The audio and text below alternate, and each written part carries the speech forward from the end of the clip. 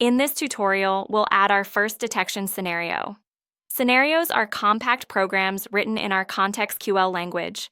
Think of them as flexible recipes for detecting threats in a generic way. For this example, we'll grab a test scenario from Contextal Platform tutorial. Find a link in the description. Let's navigate to the Scenarios page and click the Import button. Upload the file, then hit Submit. Your detection scenario is now deployed to the system. Now you can preview and look at the details.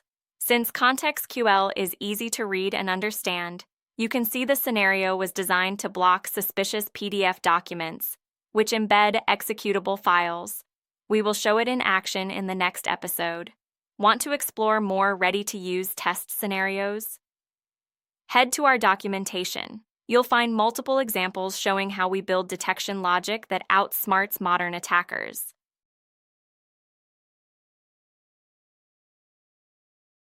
Looking for advanced contextual detection?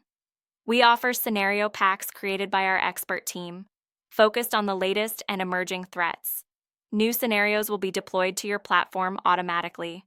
Speak with our team to get started with Contextal Platform and Console. See you in the next tutorial.